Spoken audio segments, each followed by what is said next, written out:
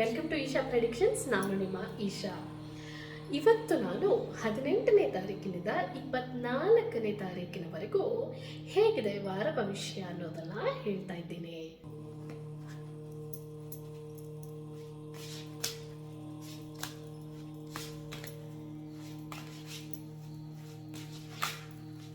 ಮೊದಲಿಗೆ ಮೇಷರಾಶಿ.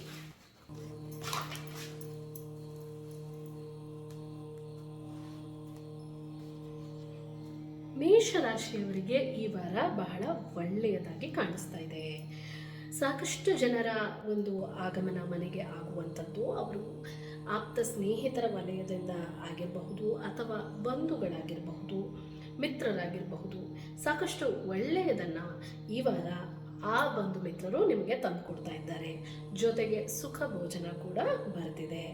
ಎಲ್ಲವೂ ಒಳ್ಳೆಯ ರೀತಿಯಲ್ಲಿ ಈ ವಾರ ನಿಮಗೆ ನಡೆಯಲಿದೆ. ಮುಂದಿನ ರಾಶಿ ವೃಷಭ ರಾಶಿ.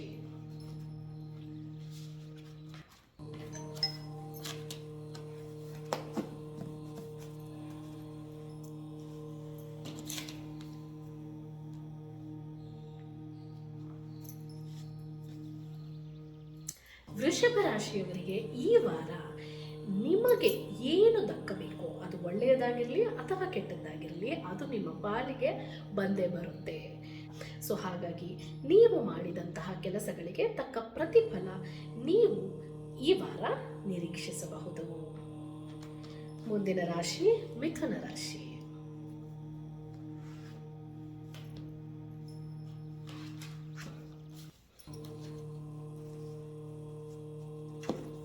ಮಿಥುನ ರಾಶಿಯವರಿಗೆ ಈ ವಾರ ಬಹಳ ಸಂತೋಷದಾಯಕವಾದ ವಾರವಾಗಿರುತ್ತೆ. ಮನೆಗೆ ಸಾಕಷ್ಟು ಜನ ನೆಂಟರು ಬಂಧು ಮಿತ್ರರು ಬರುವಂತಹ ಸಾಧ್ಯತೆ ಹೆಚ್ಚು. ಜೊತೆಗೆ ಅವರು ನಿಮಗೆ ಒಳ್ಳೆಯ ಸುದ್ದಿಯನ್ನು ತರುತ್ತಾರೆ. ಮುಂದಿನ ರಾಶಿ ಕರ್ಕಾಟಕ ರಾಶಿ. ಕರ್ಕಾಟಕ ರಾಶಿಯವರಿಗೆ ಕಾರ್ಯಸಿದ್ಧಿ, ಲಾಭ ಹಾಗೂ ಒಳ್ಳೆಯ ಒಂದು ಐಶ್ವರ್ಯ ವೃದ್ಧಿ ಸಹ ಈ ವಾರ ಕಾಣಿಸ್ತಾ ಇದೆ. ನೀವು ಯಾವುದನ್ನು ಅಪೇಕ್ಷಿಸ್ತಾ ಇದ್ರಿ, ನಿಮಗೆ ಸಲ್ಲಬೇಕಾದಂತಹ ಬಹುಮಾನಗಳಾಗಿರಬಹುದು, ಸನ್ಮಾನಗಳಾಗಿರಬಹುದು, ಯಾವುದು ಇಷ್ಟು ವಾರಗಳ ಕಾಲ ಕಾಯ್ದಿರಿಸಲ್ಪಟ್ಟಿತ್ತೋ ಈ ವಾರ ಅದು ನಿಮಗೆ ದಕ್ಕುತ್ತದೆ. ಮುಂದಿನ ರಾಶಿ ಸಿಂಹ ರಾಶಿ.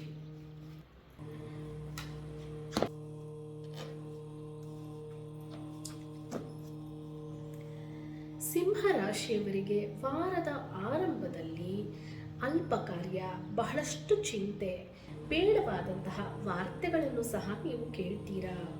ಅಲ್ಪ ಲಾಭ ಕಾಣ್ತೀರಾ, ಅಲ್ಪ ಸುಖ ಕೂಡ ಕಾಣ್ತೀರಾ ಈ ವಾರದ ಆದಿಯಲ್ಲಿ. ಆದರೆ ವಾರದ ಅಂತ್ಯದಷ್ಟೊತ್ತಿಗೆ ನೀವು ಅಂದುಕೊಂಡಂತಹ ಎಲ್ಲ ಕಾರ್ಯಗಳು ಸಿದ್ಧಿಯಾಗಲಿದೆ. ಅಂದರೆ ಒಂದಿಷ್ಟು ಕಷ್ಟಪಟ್ಟು ಕೆಲಸ ಆಗತ್ತೆ ಅಂತ ಅರ್ಥ. ಸಿಂಹರಾಶಿಯವರು ಈ ಕಷ್ಟವನ್ನು ಸ್ವಲ್ಪ ಮಟ್ಟಿಗೆ ಕಡಿಮೆ ಮಾಡ್ಕೋಬೇಕು ಅಂತಂದರೆ ಕೆಂಪು ದಾಸವಾಳವನ್ನು ಗಣೇಶನಿಗೆ ಅರ್ಪಿಸಿದ್ರೆ ಸ್ವಲ್ಪ ಸಮಾಧಾನ ಸಿಗುತ್ತೆ. ಮುಂದಿನ ರಾಶಿ ಕನ್ಯಾ ರಾಶಿ. ಕನ್ಯಾ ರಾಶಿಯವರಿಗೆ ಈ ವಾರ ಅವರು ಪಟ್ಟಿರುವಂತಹ ಕಷ್ಟ ಮತ್ತು ಯಾವ ಅಡೆತಡೆಗಳು ಅವರ ಒಂದು ಕೆಲಸದ ಭಾಗವಾಗಿದ್ದು ಆ ಅಡೆತಡೆಗಳೆಲ್ಲವೂ ನಿರ್ನಾಮವಾಗಿ ಅವರ ಒಂದು ಕೆಲಸ ಈ ವಾರ ಆಗುವಂತಹ ಸಾಧ್ಯತೆ ಹೆಚ್ಚಾಗಿ ಕಾಣಿಸ್ತಾ ಇದೆ. ಅಂದರೆ ನಿಮ್ಮ ದಾರಿಯಲ್ಲಿ ಯಾವುದಾದರೂ ಬೇಡವಾದಂತಹ ಅಥವಾ ಒಂದಿಷ್ಟು ಕಷ್ಟಗಳು ಬಂದಿದ್ದರೆ ಆ ಕಷ್ಟಗಳು ನಿವಾರಣೆಯಾಗುವ ಕಾಲ ಹಾಗೂ ನಿಮ್ಮ ದಾರಿ ಸಲೀಸಾಗುವಂತಹ ಕಾಲ ಈ ವಾರವಾಗಿದೆ. ವೃಶ್ಚಿಕ ರಾಶಿ.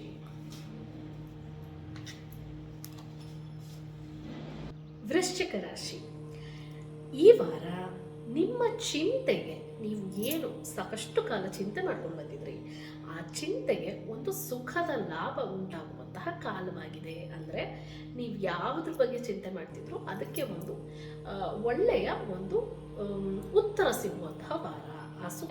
ಆ ಒಂದು ಚಿಂತೆಗೆ ನಿಮಗೆ ಒಂದು ಸುಖದ ಲಾಭವನ್ನು ನೀವು ಈ ವಾರ ಪಡಿತೀರಾ. ಮುಂದಿನ ರಾಶಿ ಧನುರಾಶಿ.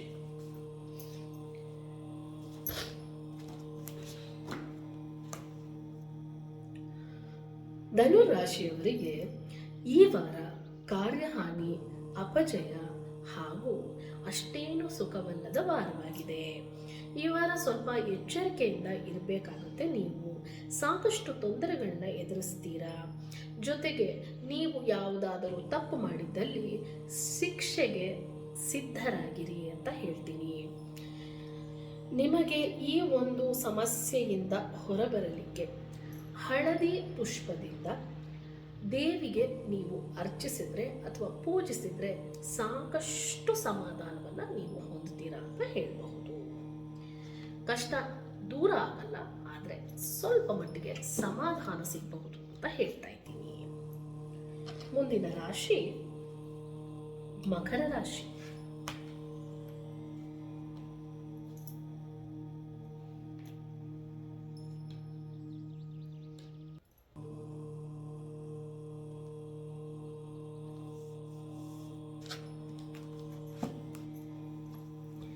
ಮಕರ ರಾಶಿಯವರಿಗೆ ಈ ವಾರ ನಿಮ್ಮ ಸಂಕಲ್ಪಗಳು ಸಿದ್ಧಿಯಾಗುವಂತಹ ವಾರ. ಸಾಕಷ್ಟು ಧನ ಲಾಭವನ್ನು ನೀವು ಕಾಣ್ತೀರಾ. ಜೊತೆಗೆ ಬಂಧು ಮಿತ್ರರು ನಿಮಗೆ ಒಳ್ಳೆಯದನ್ನು ಬಯಸುತ್ತಾರೆ. ಹಾಗೂ ಸರ್ಕಾರಿ ಕೆಲಸಗಳಲ್ಲಿ ಯಾವುದಾದರೂ ತೊಡಕುಗಳಿದ್ದಲ್ಲಿ ಈ ವಾರ ಅದು ನಿವಾರಣೆ ಆಗಲಿದೆ. ಮುಂದಿನ ರಾಶಿ ಕುಂಭರಾಶಿ.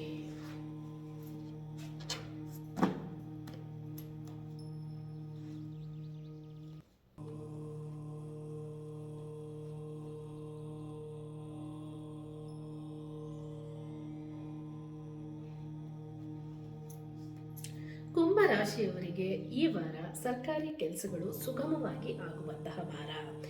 ಧನವನ್ನು ಸಾಕಷ್ಟಾಗಿ ನೀವು ಸೇರಿಸ್ತೀರಾ. ಅದರ ಜೊತೆಗೆ ನಿಮ್ಮ ಒಂದು ವೈಯಕ್ತಿಕ ಜೀವನದಲ್ಲಿ ಪ್ರೀತಿ ಪ್ರೇಮ ಸಹ ಬಹಳ ಸಹಜವಾಗಿ ಹಾಗೂ ಸುಂದರವಾಗಿ ಮುಂದುವರಿಯುತ್ತೆ. ಅಧಿಕವಾದ ಲಾಭವನ್ನು ಕಾಣ್ತೀರಾ. ಅಧಿಕವಾದ ಸುಖವನ್ನು ಸಹ ಈ ವಾರ ನೀವು ಕಾಣ್ತೀರಾ. ಜೊತೆಗೆ ನೀವು ಅಂದುಕೊಂಡಂತಹ ಕೀರ್ತಿ ಸಹ ನಿಮ್ಮ ಪಾಲಾಗಲಿದೆ ಈ ವಾರ. ಮೀನರಾಶಿ.